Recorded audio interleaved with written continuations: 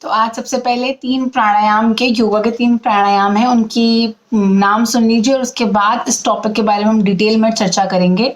तो पहला है उद्गीत प्राणायाम, ओम का उच्चारण भी कहते हैं। दूसरा और मेरा फेवरेट ईजीएस्ट है Anulom Vilom and it provides a lot of benefits. और तीसरा है भ्रामरी प्राणायाम, जिसके अंदर हम बी या फिर बस की साउंड प्रोड्यूस करते हैं। तो इनको कब करना चाहिए, कैसे करना चाहिए, ये सब इस वीडियो में है अलॉन्ग विद अदर टिप्स। हो सकता है कि आपको कोविड हो तो आप ये सोच रहे हो कि मुझे कोविड कब ठीक होगा, आपको उससे रिलेटेड एंग्जाइटी या स्ट्रेस हो। नहीं हुआ है तो आप ये सोच रहे होंगे कि मुझे कहीं हो ना जाए, उससे रिलेटेड वरी होगी। और हो सकता है कि उसकी वजह से आपने किसी लव्ड वन को लूज़ कर दिया हो, तो उससे रिलेटेड आपको मेंटल स्ट्रेस, मेंटल एंग्जाइटी और डिप्रेशन की फीलिंग होगी। तो इन सब स्टेट्स को आप कहीं ना कहीं रिलेट कर पाओगे।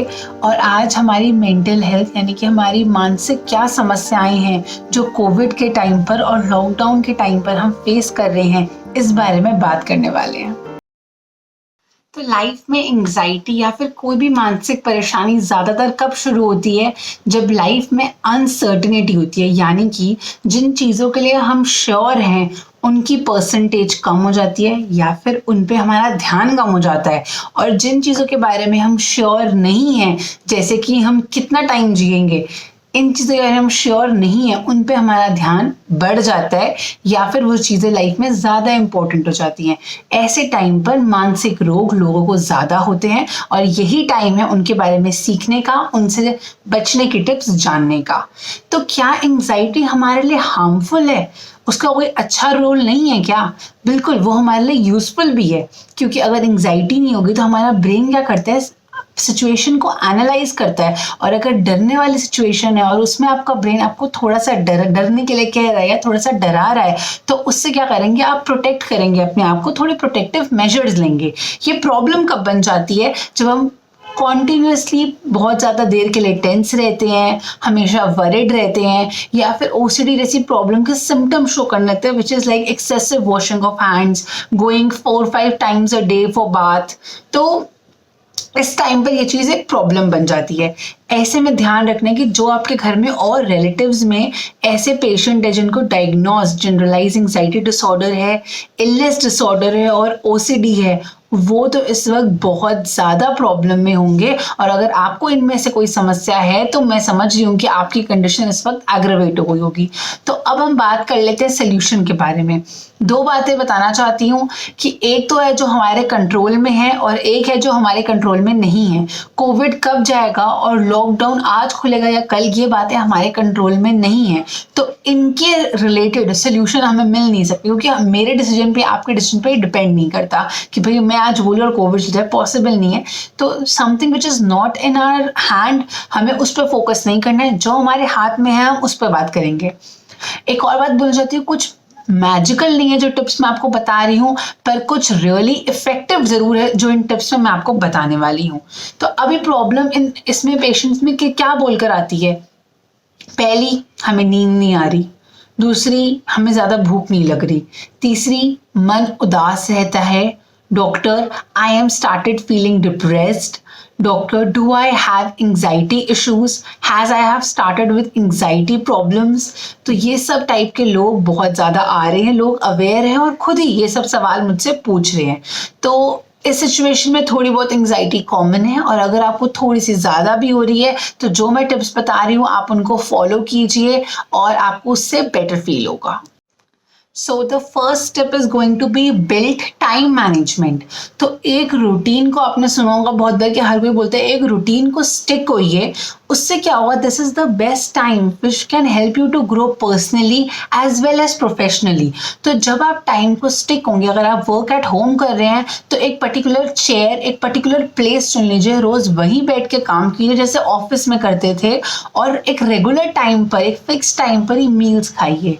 ठीक है, तो इससे क्या होगा कि you will have a sense of achievement. Sense of achievement क्यों जरूरी है? क्योंकि आपको सक्सेसफुल और हैप्पी फील कराने के लिए जो हॉर्मोन्स रिस्पॉन्सिबल है, you have to work for them, तभी वो हॉर्मोन्स रिलीज होंगे। सो अगर आप ये चीज पूरे दिन में करेंगे तो you will obviously feel happy, you will feel कि मैंने दिन में कुछ किया है, so there will be a sense of achievement.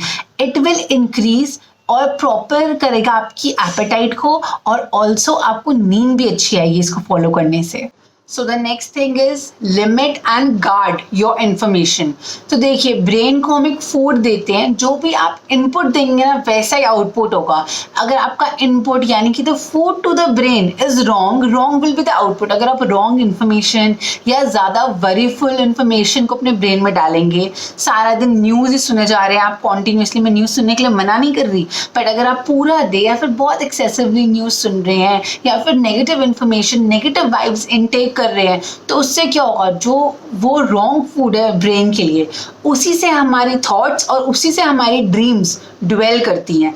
So it will give you wrong output, difficulty in sleep, more anxiety, more worry and more stress and no control over the situation. So give yourself right information, right food for the brain in right amount. Right amount क्या है, दिन में 1 घंटा news सुनना बुरा नहीं है, but सारा दिन या बहुत एक्सेसिवली न्यूज़ सुनना, हर 10 मिनट में फ़ोन में अपडेट्स वाइब्रेट हो रहे हैं, it is really not required. एक चीज़ मैं हाईली रिकमेंड करना चाहती हूँ कि प्लीज़ इनको, रात को कुछ सुन के सोने की आदत है, रात को सोने से 1 घंटा पहले तक न्यूज़ मत सुनो, बिकॉज रात को हम जो भी सुनते हैं हम उसके लिए बहुत सेंसिटाइज हो जाते हैं, उस पर हमारी स्लीप भी डिपेंड करती है। सो कहते हैं ना कि फ़ोन दूर रखो, ये करो, कुछ करो या ना करो, एटलीस्ट नेगेटिव कोई भी चीज़ आप रात को 1 घंटा पहले तक ना सुनो, और दिन में 1 घंटे से ज़्यादा कुछ भी नेगेटिव सुनना will not be right for the brain.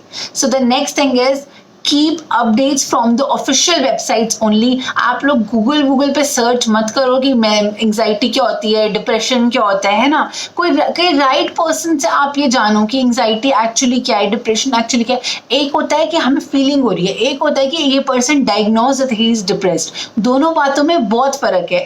अगर फीलिंग हो रही है तो बात अलग है, और अगर वो पेशेंट डायग्नोज्ड है तो बात बहुत अलग है। सो डोंट गूगल, इन्फॉर्मेशन है वो भी आप राइट सोर्स से मतलब लें, बस कुल मिला के बात का मतलब समझे। Fifth point is one which I do, which I recommend you should do. It is actually में एक सोर्स है आपकी इंफॉर्मेशन को आउटफ्लो करने का, दैट इज डायरी राइटिंग या फिर नोट पैड राइटिंग भी कहते हैं। इसमें आप दिन में सुबह एक्सपेक्ट क्या कर रहे हैं कि दिन में क्या होगा, दिन में एक्चुअली क्या हुआ, and the most important how you felt about the entire day, and how you felt should be filled with your encouragement, you are proud of yourself. ये दिन के एंड में आना चाहिए। सो दिन का पूरा काम क्या है, बस खुद को दिन के एंड में ये महसूस कराना कि भाई मुझे आज मैंने दिन जैसे स्पेंड किया ना उस पर गर्व है। अगर आपको ये फील हो और नींद ना आए ना, अब जिन प्राणायाम का स्टार्टिंग में नाम लिया था, तो उद्गीत प्राणायाम में क्या है, इसमें हम ओम का उच्चारण करते हैं। ओम की वाइब्रेशंस बहुत ज़्यादा पॉजिटिव होती हैं और आपके माइंड को कंसंट्रेट करने में और आपको पॉजिटिविटी की तरफ लीड करने में बहुत हेल्प करती हैं। तो आप इसको दिन में 5 बार करें एक टाइम पर, और दिन में 2 बार भी कर सकते हैं, मतलब 5 बार 2 times a day, समझ गए ना। सो नेक्स्ट इज अनुलोम विलोम। आप सब जानते होंगे, सांस लेना और सांस छोड़ना अनुलोम विलोम है। तो इस एक्सरसाइज को करने से आपके स्ट्रेस को और डिप्रेशन को आराम मिलता है, मतलब रिड्यूस होता है। सो कहते हैं ना हम, deep breathing reduces anger, anxiety, stress and depression. तीसरा है भ्रामरी प्राणायाम। नहीं आता है तो आप कुछ सर्च कर लीजिए इस पे। इसमें हम बी लाइक साउंड निकालते हैं, आईज को क्लोज करते हैं, देखिए 3 फिंगर्स ऐसे, आईज क्लोज एंड ईयर्स को क्लोज करेंगे, एंड माउथ को क्लोज कर टंग को ऊपर लगाएंगे पैलेट से, और फिर बी लाइक साउंड निकालेंगे।